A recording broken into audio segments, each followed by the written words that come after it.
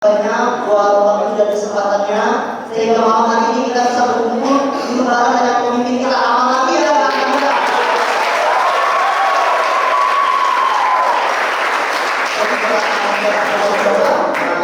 Kita mengadakan konferensi anak muda Kristen. Puji Tuhan di dalam story anak muda yang hadir dan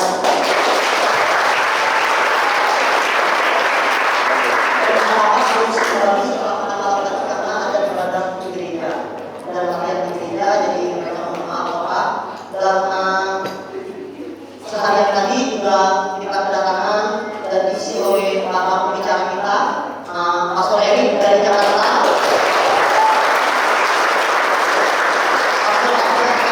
Pastor Erik dari NTT, Yunus dari Jakarta. Jadi mereka datang jauh-jauh untuk memberkati anak-anak muda dan kita percaya hari ini kita diberkati dengan firman Tuhan.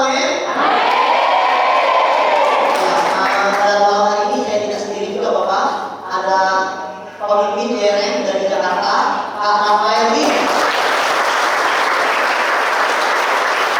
Mungkin baiknya kita berdoa sebelum kita mulai ngobrol santai kita dengan Bapak sambil teman-teman sudah menyiapkan pertanyaan Bapak. Ya, dengan hormat kita persilakan untuk Bapak Pendeta Adrian Sulam untuk memimpin kita dalam doa. Baik, mari kita berdoa.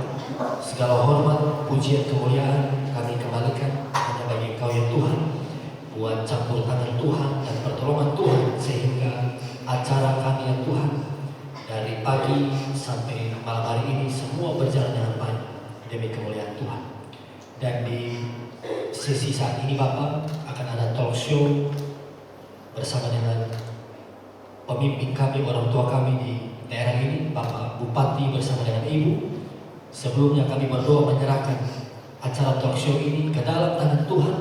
Tuhan yang memimpin, Tuhan yang memberikan hikmat, dan Tuhan memberkati sehingga apapun yang kami bicarakan, baik pertanyaan-pertanyaan dan jawaban yang disampaikan, semuanya untuk membangun iman kami dan membawa kami semakin dewasa rohani dan mempermuliakan Tuhan Yesus. Berkati pemimpin kami ya Tuhan dan juga moderator dan semua kami di ruangan ini. Kami pasti akan menerima berkat Tuhan yang spesial. Kami buka acara ini di dalam nama Tuhan Yesus Kristus. Haleluya. Amin. Oke, jadi malam hari ini kita mau dekat dengan Bapak Dargis ya. Jadi teman-teman nanti mau tanya apapun ya, tapi jangan pertanyaan yang terlalu melebar. Ya. Tadi udah dikumpulin beberapa pertanyaan dari WhatsApp. Mungkin kalau boleh tahu nih Pak dari saya, kan selama 5 tahun ini Pak Darwis sudah memimpin Bengkayang ya, dan ini kan kita sebentar lagi masuk di masa pilkada. Dan mungkin pertanyaan dari saya adalah apa sih tantangan selama 5 tahun ini dalam memimpin Bengkayang? Baik, salam. Halo. Terima kasih saya diundang di acara Revival malam hari ini. YM. Dan tentunya saya menjabat 26 Februari 2021. Kalau 26 Februari 2024, 25 nanti saya 4 tahun. Saya baru 3 tahun lebih, saya tidak sampai 5 tahun. Ya, pertama saya dilantik menjabat dan tantangannya tentunya banyak sekali. Ya, pembangunan pada waktu itu infrastruktur jalan mantap itu baru di bawah 40%. Masih jalan rusak-rusak berubah. Kita punya 17 kecamatan, 120 desa, 2 kelurahan dengan kurang lebih 12 pulau ya, di pesisir tadi. Tantangannya banyak karena luasnya 5.500 km persegi, sangat luas Bengkayang, dan pembangunan masih stagnan. Bengkayang kan lahir tahun 99. Undang-Undang Nomor 10 tahun 99 Bengkayang berdiri ya, 27 April 1999. Bupati baru 3 orang ya, almarhum Dr. Andes Syekh Husnul MSI, ayah saya sendiri yang pertama, baru Pak Gilot, baru saya. Dan kita pada masa itu itu saya masa mengembalikan kepercayaan publik kepada pemerintah. Pada waktu itu kan kita tahu semua kayak kena OTT, ya, kasus korupsi, dan mengembalikan kepercayaan aparatur atau birokrasi ini kita susah, takut. Tapi pelan-pelan kita beri motivasi supaya mereka etos kerja yang berani, asal kau benar, berani, ya sesuai aturan, mau percaya Tuhan, kau bisa kerja. Itu. Selanjutnya kita kerjakan ini semua. Sekarang jalan mantap sudah hampir 70%.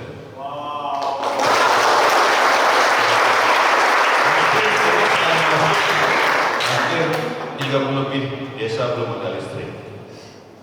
Dalam 3 tahun ini sudah tinggal 4 desa belum ada listrik.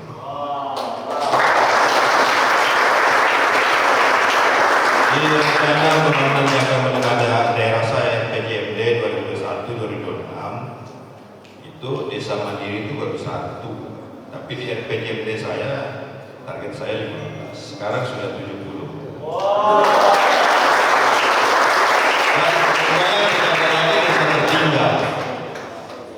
Kalau daerah kabupaten lain tetangga masih ada desa tertinggal, makanya belum tidak ada desa tertinggal. Itu capaian. Jadi saya sudah dilewati ekspektasi RPJMD saya, kan gitu. Jadi target-target yang saya capai sudah saya lewatin semua. Begitu juga pendapatan asli daerah kita selalu di bawah 40 miliar. Tahun ini walaupun tidak capai, tapi kita bisa 2 kali lipat di atas itu. Kita targetkan 100 lebih, kita capainya bisa 100 atau 80 lebih, artinya 2 kali lipat. Ini yang kalau seorang leader pemimpin, dia harus merujuk kepada apa yang dia inginkan, visi dan misi dia yang tercantum dalam RPJMD itulah capaiannya. Sukses apa tidak seorang pemimpin di situ dia. Ya. Dan bergaya kita dapat penghargaan dalam 3 minggu lalu Universal Health Conference. Nanti masyarakat bergaya sudah 96% menggunakan BPJS. Dan BPJS yang dibantu oleh pemerintah itu untuk orang miskin sudah banyak.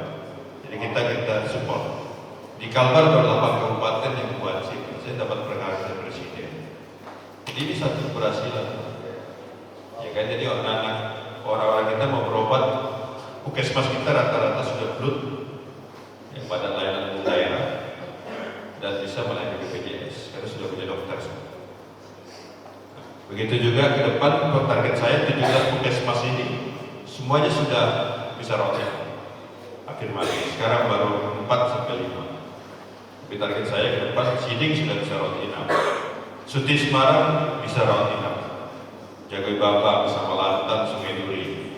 Ya. Nanti ke depan ada 17 kecamatan yang rumah sakit kita Dr. Andes yang lulus dengan MSI sekarang sudah punya CT scan 128 slides. Ya sama dengan MRI cepat. Di Kalbar itu baru 2 Sudarso dengan rumah sakit kita. Yang lain Singkawang. Pendapatan saya waktu jadi bupati, rumah sakit itu hampir bangkrut.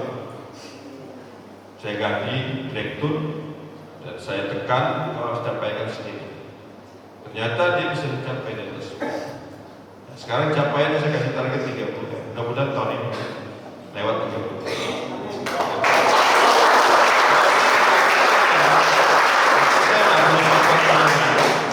Cukup menggunakan dana operasional blut ya bisa mensupport rumah sakit. Tidak perlu dari lagi gitu.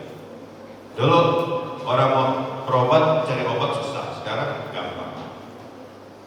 Malah dulu dikasih obat tidak ada kantong kresek, sekarang udah ada semua. Dan saya buat pelayanannya di depan sudah kayak pramugari Citylink. Kalau adik-adik mau ke rumah sakit monggo. Malam ini pun boleh pelayanan masih. Dan kita bangun IGD kita tahun kemarin 20 miliar, itu 3 lantai. Dan mudah-mudahan tahun ini kita bisa cuci darah di lantai ketiga. Karena saya mencoba diri saya, pendapatannya kecil, cuci darah harus ke Sikawa. Hemodial tidak ada di sini. Biaya besar, harus nginap. Ongkos cuci darah sih nggak besar itu BPJS, tapi kan akomodasi nginap dia mahal, transport, belum lagi capek. Tapi kalau di sini di lantai 3 tinggal kasih musik yang kidungan rohani, enak.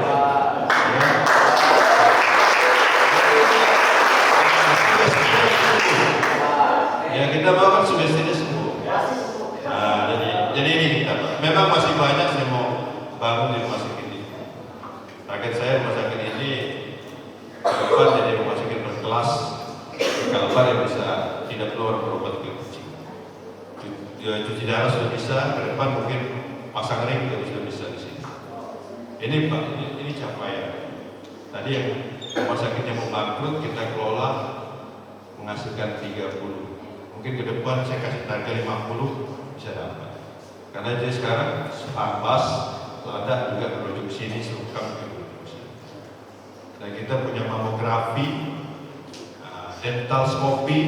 Jadi kalau dokter gigi di Singkawa udah praktek, dia kirim ke sini foto, dia foto, bapak kirim, nanti di sini kirim fotonya, bapak, baru dia bisa eksekusi dokternya. Jadi masih gunakan kita juga. Jadi ini adalah capaian-capaian, memang masih belum sempurna. Kenapa belum sempurna? Baru 3 tahun, ya kan? Orang 20 tahun, 10 tahun itu belum tentu sempurna. APBD kita kecil, hanya 1,3. 800 miliaran itu belanja pegawai dan pemerintah. Kalau kita tidak berteman dengan provinsi, tidak punya relasi ke pusat, kita nggak bisa bangun daerah. Itu kekuatannya di situ. Dan saya mau yang Bukayang ya ke depan jadi kabupaten yang maju lebih. Kemiskinan ekstrim kita, dan tingkat kemiskinan kita 2,5%. Dan target saya tahun depan kita pertumbuhan ekonomi bisa 5,5%. Ya. Juga kita di IPM kita ya masih nomor 4 ke depan. Memang saya perlu bantuan adik-adik semua bagaimana anak-anak kita di kampung, ayo kita suruh dia sekolah. Kira IPM kita rendah karena tingkat lama sekolahnya tinggi, di atas 12,5 tahun. Ini yang membuat kita IPM rendah. Banyak anak-anak kita sudah SMP, mau masuk SMA nggak ada tempat, ujung-ujung malas kerja. Baik dia kerja ke Malaysia atau kerja di bantu orang tua. Putus sampai situ. Maka kita juga akan menggunakan nanti PKBM untuk belajar paket A, paket B, paket C. Supaya tidak ada lagi orang-orang di Bukayang ini yang melek huruf, tidak bisa melihat huruf. Saya sudah ngomong dengan Bang Andika kemarin, mau dibantu duit. Sini kita masuk. Dan saya mau setiap daerah saya, setiap desa sudah dari 122 desa ini banyak sarjana. Dan kita dari sarjana mau ngapain? Tidak harus jadi pegawai. Kelola diri sendiri, tanah kita banyak. Kalau pendapatan kita sama dengan pegawai kan sama juga. Ya.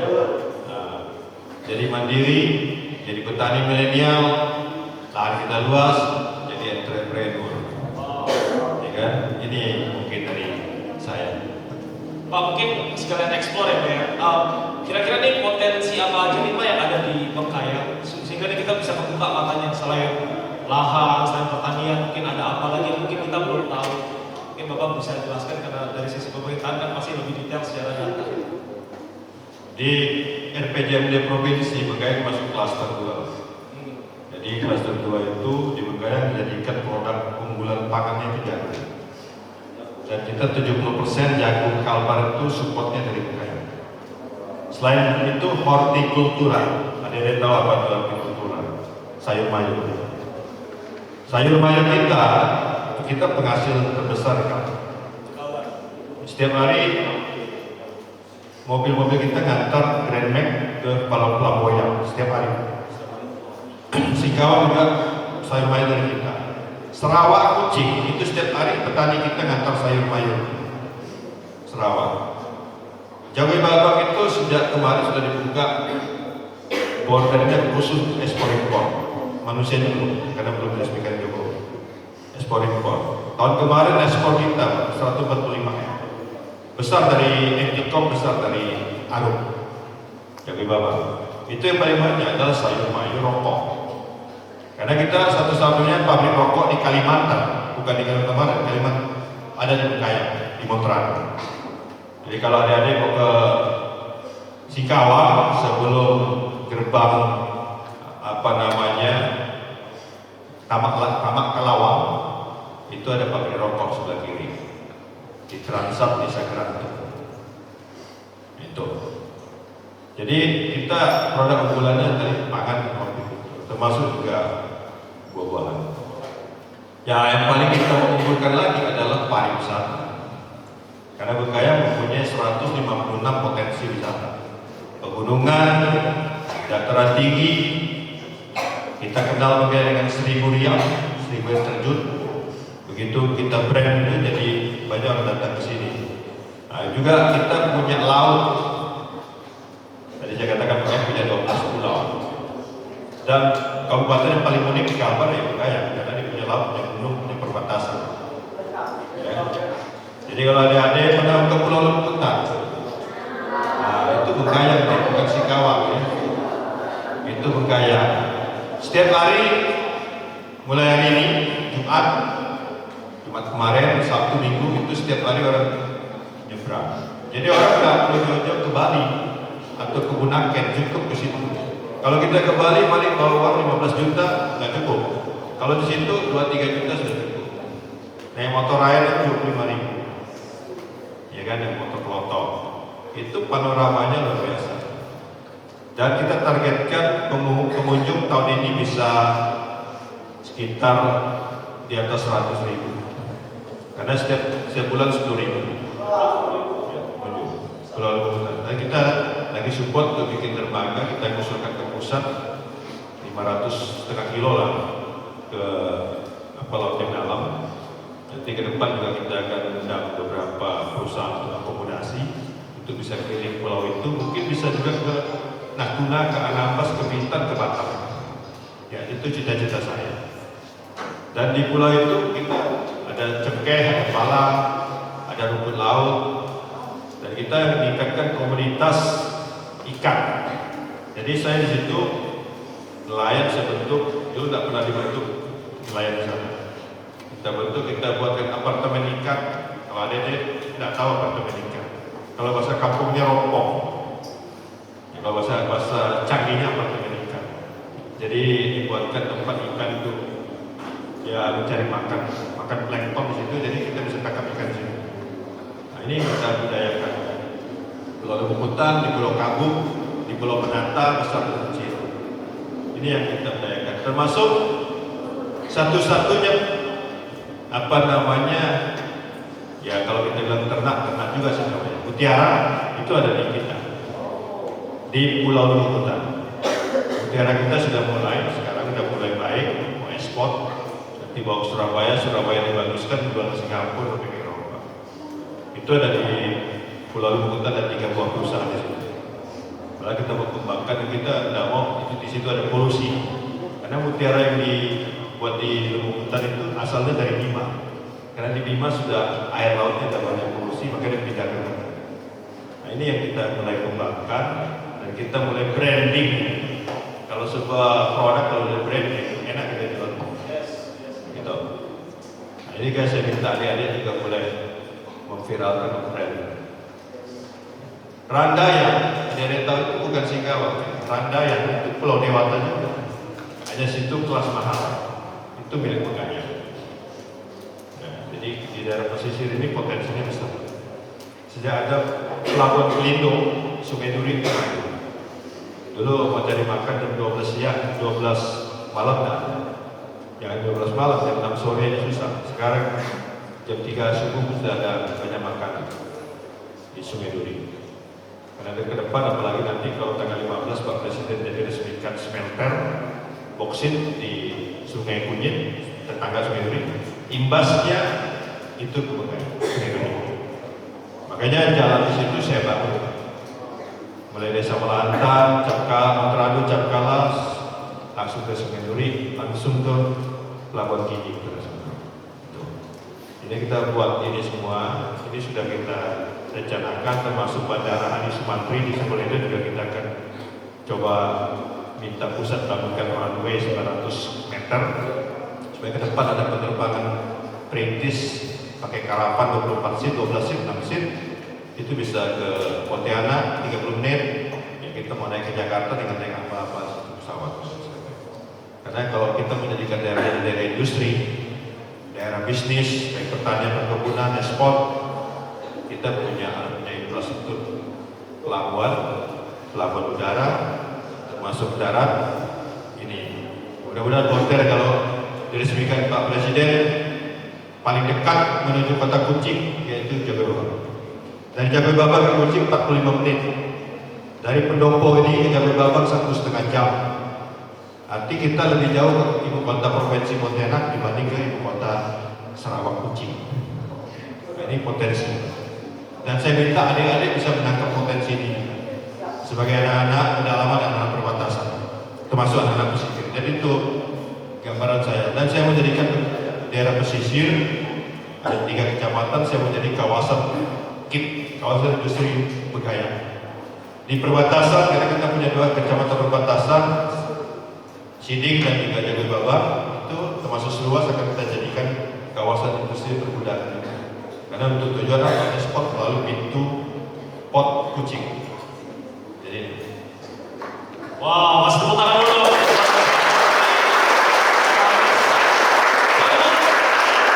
Karena itu kan orang kaya ya, begitu dengar penjelasannya ternyata nih kita nih kaya banget loh, Indonesia itu kaya banget ya. Pertama pengkayaan ini dari sayur-sayur ya kan, terus jagung ya kan, terus bahkan sampai ke air ya, sampai ke air semuanya.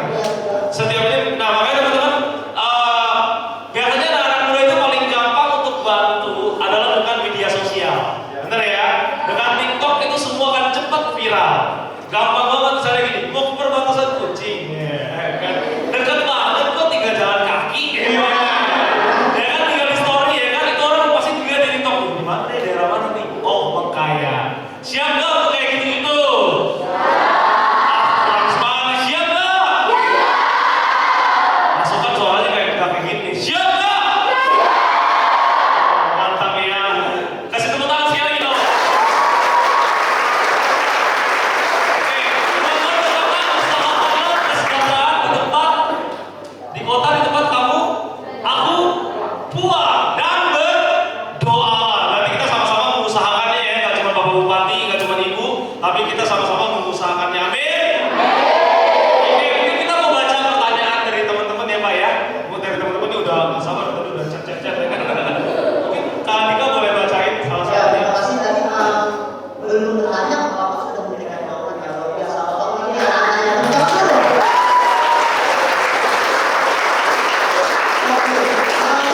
Tadi Bapak sudah menjelaskan, tadi ada anak-anak yang tanya Pak, apa visi Bapak untuk anak muda berkarya?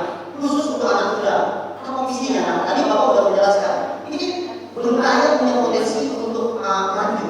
Tapi kalau kita anak mudanya nggak siap, ya siap-siap kita dengan zaman itu. Jadi udah jawab ya pertanyaannya tadi. Terus yang kedua, bapak-bapak ini ada yang bertanya. Wah, ini kayaknya pribadi nih Pak. Nggak apa-apa ya? Oke. Apa yang Bapak rasakan ketika pertama kali Bapak bertemu dengan istri Bapak? Ya.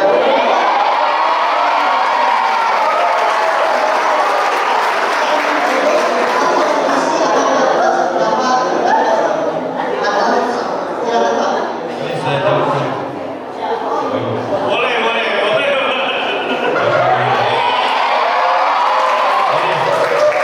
Istri saya ini anak Ledo. Ledo itu tak jodoh. Dia cuma satu, dia pemain voli.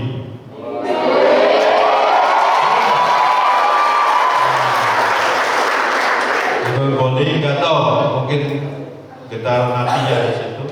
Ya udah, saya bicara langsung dan langsung melamar orang tuanya. Ternyata istri saya lebih muda dari saya, beda kami 11 tahun. Tapi beliau bisa menjadi ibu yang hebat, ibu yang baik, juga taat ke gereja. Dulu istri saya Kristen, gereja Pidi. Ya aktivis di Pidi. Vokal grup, Gus Parawi, saya Katolik. Tapi beliau ikut saya. Kristen dan Katolik sama aja sih. Percaya kepada Yesus.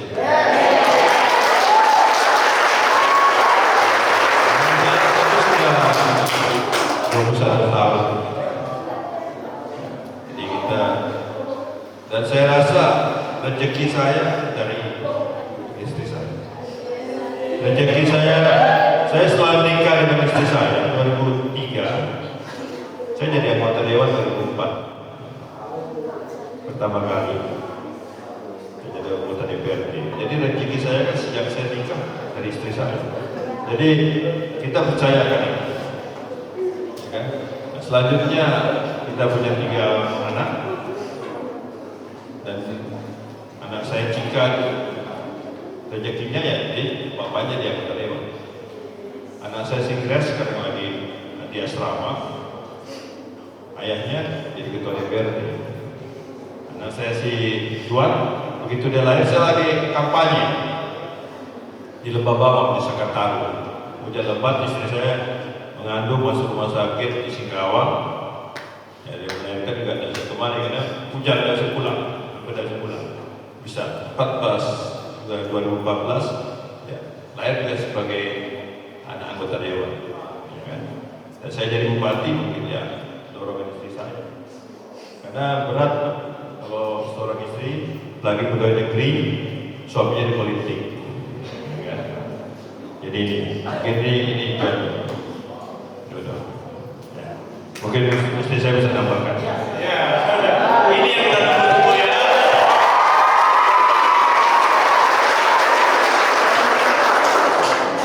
Apa kesan atau pesan nih? Pesan ujungnya perasaan. Baik, saya kenal Bapak ini di 2002. Dekatnya ya. Kalau kenal itu udah lama, dari saya kelas 1 SMA. Bapak ini sering titip salam.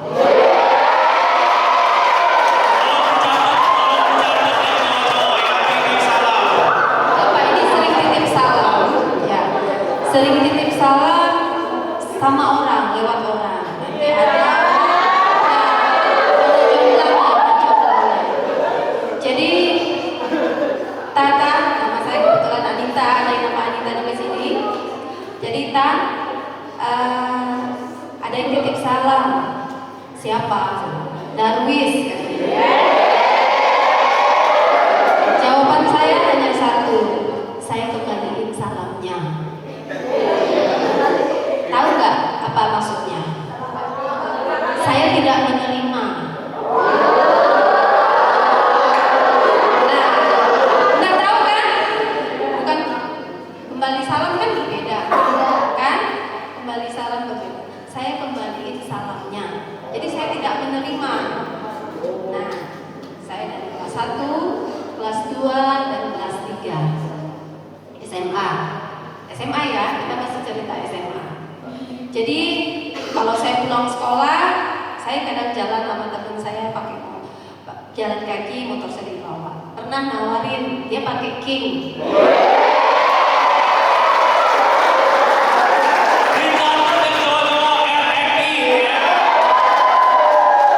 Cowok RX King. Nah, kalau dulu, zaman kami dulu di tahun 1922 tahun 2000-an lah, itu kan zamannya milenium ya. Ya. Jadi kalau cewek mau dibawa pakai motor King, itu sebutannya ada loh. Masih ada nggak berlaku sampai sekarang? Cewek pantat kerasa. Iya, itu zaman dulu. Apakah masih berlaku sampai sekarang? Nah, jadi pernah, dek, yuk abang antar. Jadi saya jawabnya apa? Mohon maaf bang, saya juga punya motor kok. Padahal pakai sepeda sama teman. Nah,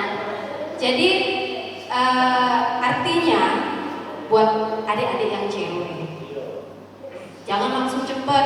Kalau ada yang suka, lihat dulu orangnya. Itu pesan yang pertama. Lanjut SMA kelas 3.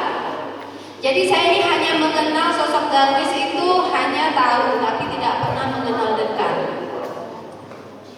Jadi saya minta jodohnya itu nggak minta sama siapa, saya mintanya sama yang di atas. Perlu saya tekankan di sini, saya tidak minta yang muluk-muluk. Saya hanya minta bahwa dia sayang sama saya, bisa menjaga saya, dan pastinya setia sama saya. Dan saya tidak muluk-muluk juga, nggak lihat orang itu ganteng, banyak duit, apa enggak. Yang saya mau hanya orang itu satu, paling pertama adalah jujur. Kedua, bertanggung jawab ya.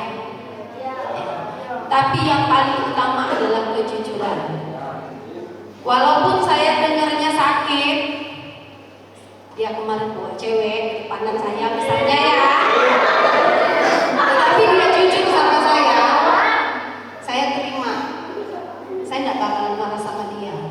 Tetapi kalau udah ketahuan bahwa gitu kan, misalnya ini kan contoh, ini kan masih pacaran kan, bahwa terus nggak bilang gitu kan, padahal kemarin kamu pergi kemana, pergi Singkawang, padahal enggak kemana-mana, saya tidur tuh, ternyata ke Singkawang. Nah kan bohong tuh.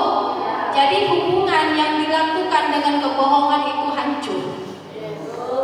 Nah kebetulan bapak ini orangnya jujur sama saya ya, dan buruk pun apapun yang dilakukan dia sampaikan ke saya menerima.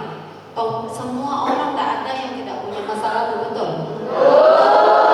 Tidak ada satu orang pun yang sempurna, betul? Jadi kita harus tahu itu. Nah setelah itu saya jadian sama bapak ini bukan karena dia memang suka dan dengan saya yang 3 tahun ngejar saya, enggak. Itu kan saya cuma kenal kan, dan tidak kenal dekat malah. Kenal saja, hanya taunya Darwis titip salam, balikin salamnya ya. Hanya itu yang sering saya sampaikan. Nah, di bulan setelah, dan saya bapak sampaikan tadi, saya seorang atlet. Jadi saya sering main volley. Dan kebetulan waktu itu saya masuk sebelum prapon nih, saya ikut dan disewa oleh Pontianak, klub Pontianak. Saya main di Pontianak, liga mandiri, liga Bangapal, liga lah saya ikut.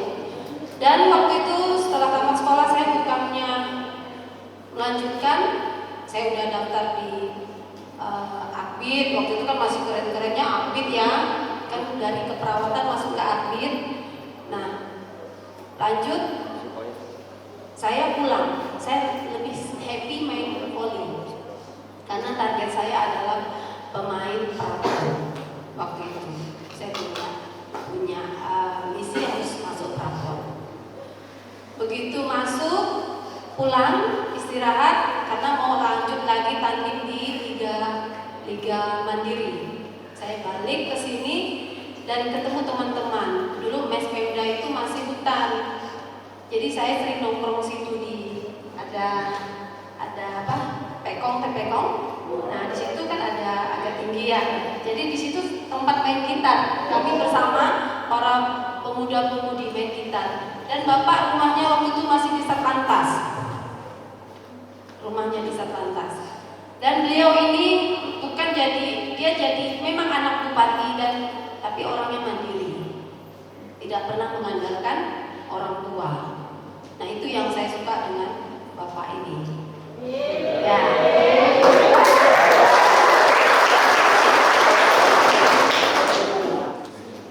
Begitu ceritanya. Wow, sebut teman-teman lihat ya, di sini sebuah value. Nah, kalau yang pelajari ya, kalau dari Pak Darwis, ya kan, kalau serius langsung ke jenjang yang lebih serius. Bentar ya. Jadi kalau usah pakai baju, langsung ke jenjang yang lebih serius.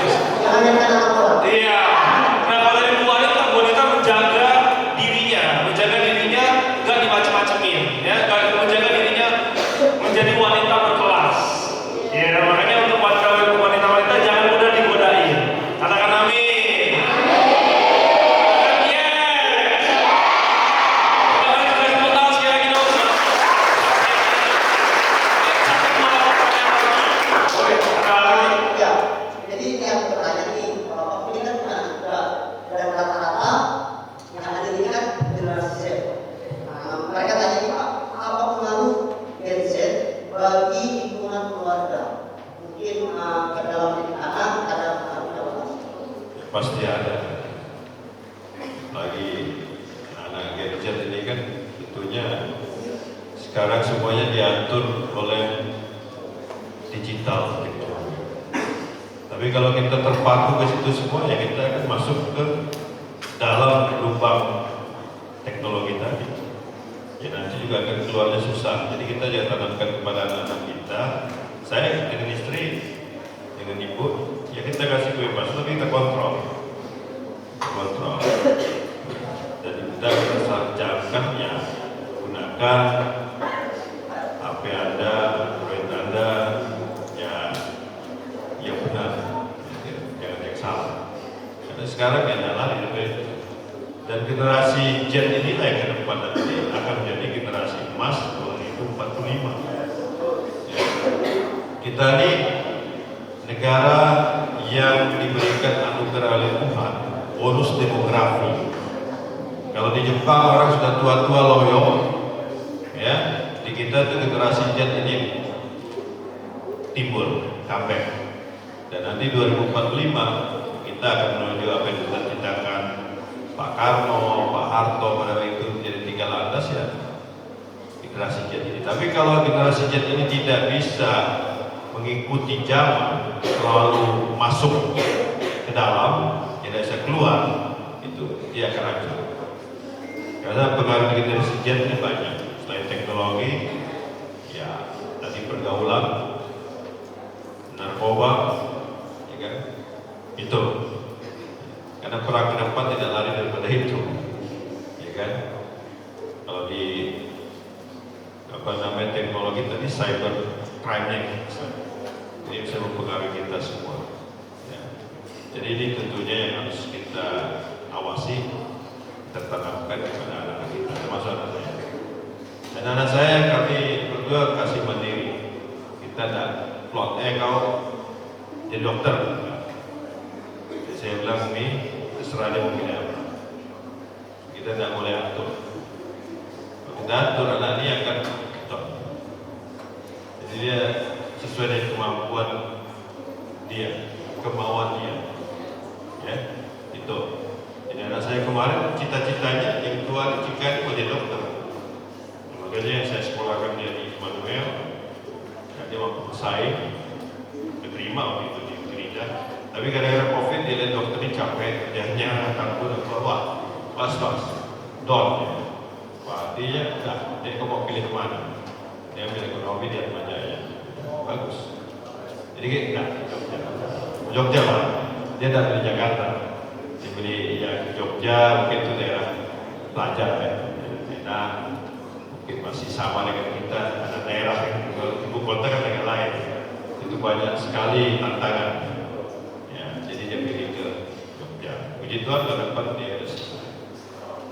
Kalau dia paksakan kembali masuk ke dokteran, dia akan tidak selesai. Jadi saya minta juga adik-adik untuk memilih. Kalau ada taman SMA atau SMK mau memilih kuliahnya, pilih sesuai kemampuan, ke hati nurani kita. Tapi jangan kita paksakan tidak akan tercapai, bisa drop out. Gitu. Dan tentunya kita harus selalu merasa diri. Jadi kalau saya pada anak-anak saya seperti itu, seperti anak saya nomor 2, Pak, saya mau masuk asrama. Ya asrama dia.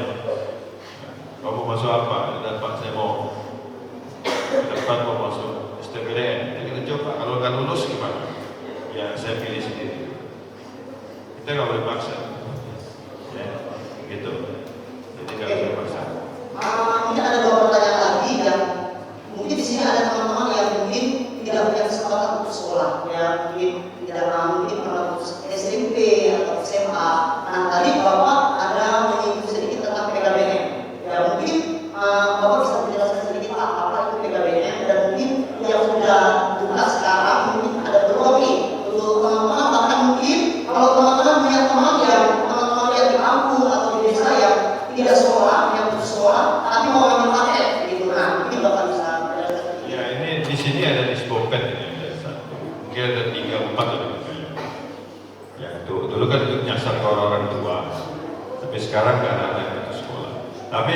saya rasa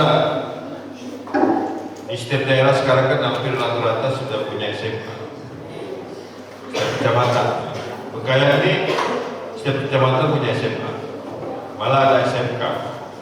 Malah ada satu kecamatan punya 3 SMK, 1 SMK. Jadi peluang itu ada. Dan saya juga minta kepada swasta untuk juga membangun SMA atau SMK di Bengkayang. Karena kan kalau SMA ini kan terbatas. Tidak mungkin kita bisa punya lahan 10 hektar kita membangun 20 kelas. Karena di aturan Kementerian Pendidikan hanya 10 kelas dan sistem zonasi lagi. Nah, gimana cara mengatasi ini? Itu tadi kita ngundang swasta untuk bangun ini. Nah, puji Tuhan ada beberapa yayasan seperti Bahtera, yang betul orang kita juga Kristen, dia punya dia punya kemampuan, dia buat perpuluhannya, dia bangun di perbatasan. Ya. Dan sudah banyak siswa itu sudah membantu saya. Karena kalau di negeri kan terbatas. Nah, begitu juga ada di Mekar Baru, Montrano juga bangun dari Kristen juga bangun SMK. Ini yang kita inginkan. Kemarin juga saya didatangi yayasan apa namanya lupa saya bilang mau cari anak-anak kita yang mau disekolahkan kuliahkan, saya bilang datang aja ke sekolah dan dibantu dinas. Dan saya minta anak itu harus yang miskin, yang tidak mampu, tapi dia punya kemampuan otak dia untuk studi. Nanti saya bantu di situ. Ya, ke depan itu kalau Bengkayang punya pendapatan yang baik, ya kita memang ada keinginan untuk menyekolahkan anak-anak kita kembali.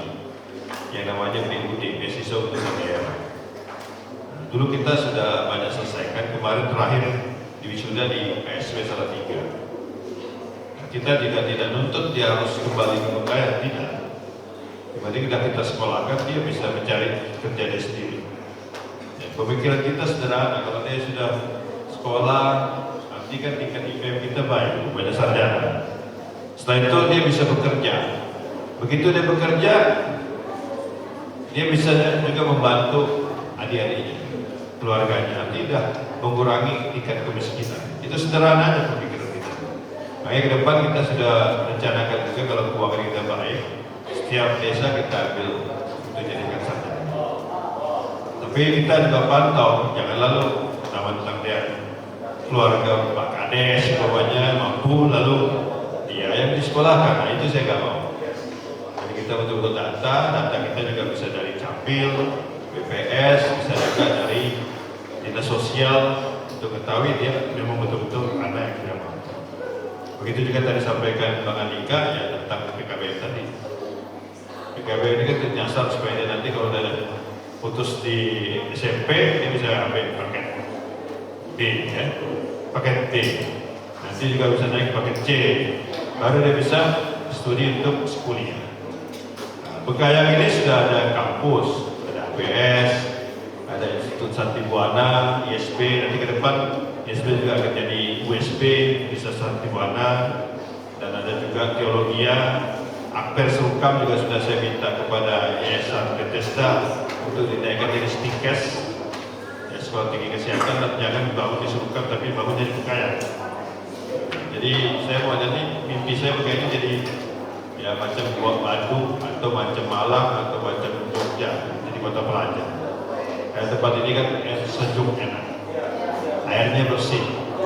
Ya, kalau dari lingkungan yang bersih, sejuk, enak, ya tentunya berpendidikan sekolah juga studinya enak. Nah, tinggal kami dengan pihak swasta mencarikan bagaimana anak-anak yang mampu kita kembangkan lagi untuk tingkat lebih tinggi. Ini cita-cita kita.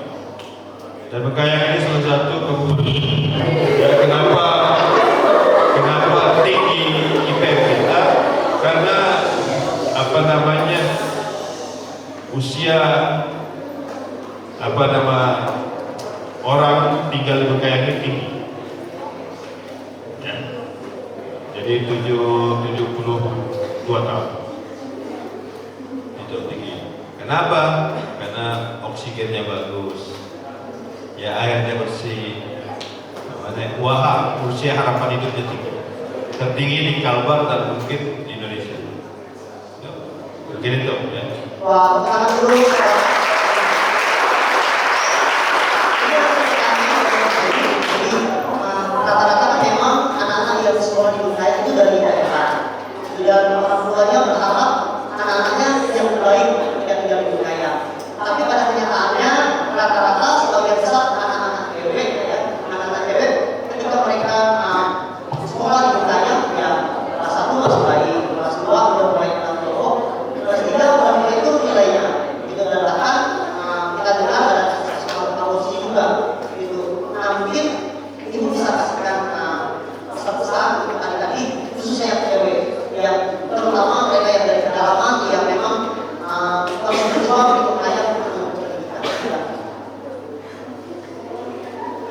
Saya juga dari kampung nih. Siapa dari kampung semua? Nah, dari kampung kan kita? Ya. Ada yang satu kampung dengan saya, Ledo? Ada, maksudnya dari daerah Ledo? Ada. Nah, kita orang kampung. Seluas, lebih jauh lagi ya kan? Ada yang dari sini? Daerah Kecamatan Siding ya. Nah, pesan saya dulu tuh tidak pernah diizinkan orang tua untuk sekolah di Bengkayang. Pertama, saya bagi pengalaman. Tetapi saya kuat dan nekat mau sekolah di Bengkayang. Ya, itu pertama. Karena apa? Orang tua saya 3 saudara, semua cewek. Kakak saya dan adik saya. Saya anak nomor 2. Dan orang tua saya tidak pernah mau mengizinkan saya sekolah jauh dari orang tua. Karena mungkin pikir anak cewek ya kan. Nah, setelah saya sampaikan, hanya ibu saya yang mau mengizinkan saya sekolah ke Bengkayang. Tapi bapak saya tidak mau. Sampai dia rayu, janganlah sekolah Bengkayang. Kalau kamu sekolah Bengkayang, bapak tidak mau kasih kamu kendaraan apapun. Oh, orang tua saya keras. Kalau kamu mau sekolah di Bengkayang, cukup bawa sepeda aja lah. Bapak tidak mau kasih motor. Tetapi kalau kamu mau sekolah di Ledo belum ada ya, dulu belum ada SMA ya, hanya ada di Sanggoledo. Jadi kalau kamu mau sekolah di Sanggoledo, kamu bapak beliin motor, kata bapak saya. Tapi saya bersikeras saya tidak mau. Jadi saya pakai bis dulu dari Ledo pergi ke Bengkayang. Saya mengikuti teman saya sama orang tuanya untuk mendaftarkan diri ke SMA 1. Jadi SMA 1 Bengkayang itu favorit dari dulu sampai sekarang. Jadi saya harus masuk di situ. Jadi saya masuk pakai tanda tangan orang tua teman saya. Lalu yang lulus saya. Teman saya malah tidak lulus. Jadi saya masuk, memang bapak saya orangnya konsisten. Jadi A dia bilang, tetap dia bilang A. Dan di situ saya tunjukkan. Karena ketakutan orang tua ya, kita tidak tahu. Orang tua itu akan takut melihat anak perempuannya pergi jauh dari keluarga, kan? Karena saya sekarang sudah orang tua, bapak juga sudah jadi orang tua pasti, karena kami punya anak perempuan. Jadi kami itu ada rasa ketakutan, gitu loh. Nah itu yang mungkin orang tua saya rasakan. Tetapi saya akan buktikan kepada orang tua saya bahwa saya bisa sekolah dengan baik dan benar, mendapatkan prestasi, dan itu saya kembangkan. Tidak harus di akademis, adik-adik. Jadi bukan harus kita juara 1 umum, juara 2 umum, juara 3, juara 1 di kelas. Tapi ya gini-gini masihlah 10 besar di kelas.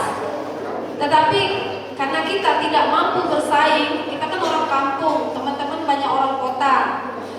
Karena saya berpikir saya tidak mampu bersaing dengan mereka secara akademis, saya menggunakan kemampuan saya dan keahlian saya di bidang olahraga yang mereka tidak miliki. Nah, jadi saya pemain. Dulu kalau saya turun di lapangan, satu Bengkayang turun semua nonton.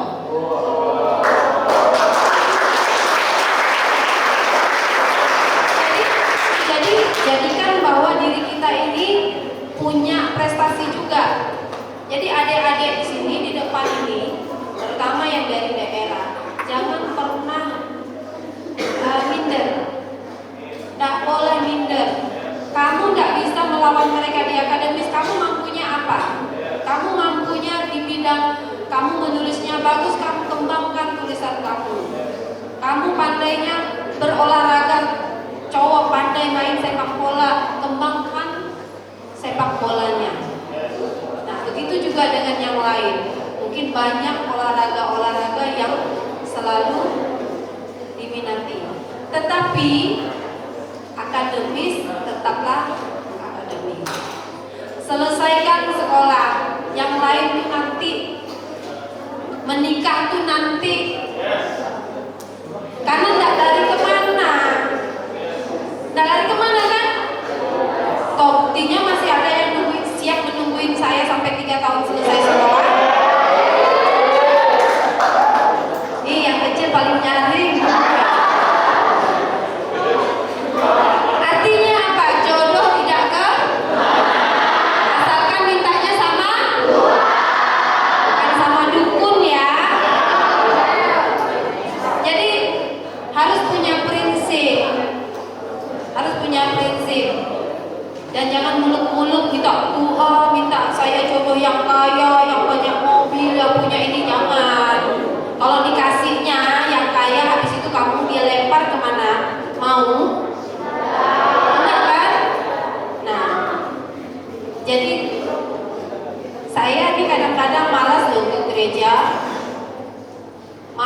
Saya ke gereja, tapi puji Tuhan, saya dikasih suami yang rajin cubit saya, ayo ke gereja. Kan itu. Kadang-kadang saya malas ke gereja, mungkin udah capek, saya bilang gitu kan. Kadang kita ini kan bangun tidur malas ya, pagi-pagi harus bangun. Senin sampai Jumat saya kerja, Sabtu saya pengen rileks, Minggu pengen rileks, ternyata saya tidak bisa, saya harus ke gereja. Karena punya suami yang harus bangunkan kan, ayo kita bangun cepat, kita ke gereja. Karena kita mintanya sama Tuhan. Enggak, orang bilang, walaupun orang bilang suami saya jelek, tapi saya bilangnya kan ganteng. Kan? Betul enggak? Setiap mata orang berbeda. Jadi pesan saya sama adik-adik, jangan pernah kalian itu tidak percaya diri. Percaya diri itu penting sekali. Dari kampung, kayak dari mana, kayak dari keluarga yang tidak mampu. Tapi kalau kalian punya kepercayaan, pasti bisa. Dan jangan pernah kalian meninggalkan sekolah. Harus tamat dulu. Selanjutnya pikirkan sendiri. Ya? Mungkin itu. Oke, terima kasih tepuk tangan.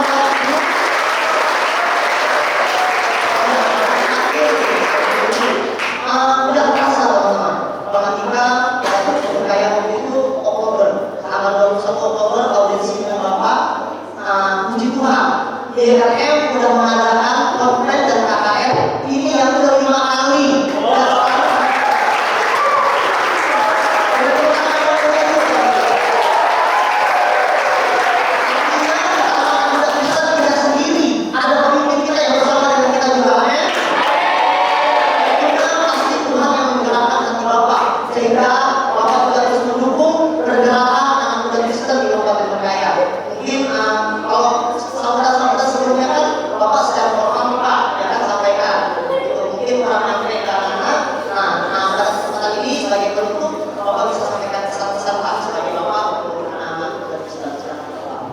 Baik, jadi saya juga dibantu Bang Andika.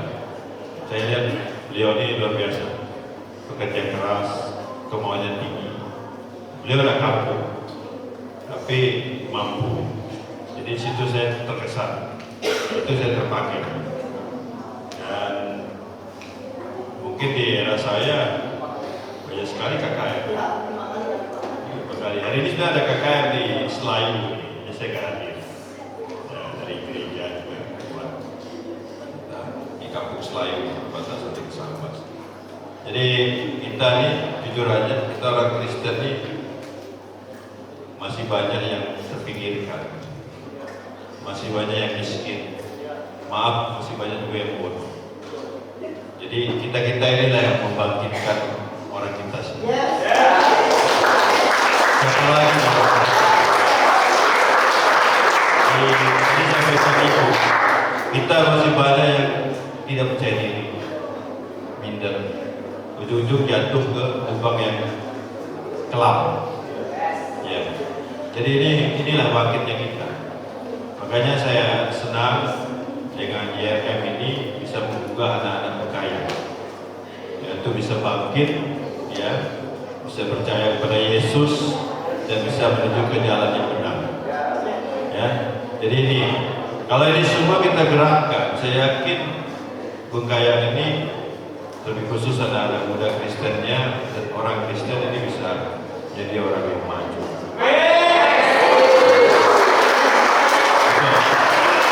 Kalau jujur aja, mulai dari Kecamatan Siding sampai ke Capkala sana, kita masih banyak ya desa-desa kita yang orang-orang kita ya, maaf ya mungkin tidak seperti kita, ya mungkin rezekinya belum bagus, mungkin belum dapat kesempatan untuk bersekolah. Ini yang kita mau kejar. Ya, mudah-mudahan dengan jalan IRM, kolaborasi dengan pemerintah, diberikan petunjuk oleh Tuhan Yesus, kita bisa membuat semuanya sama dengan kita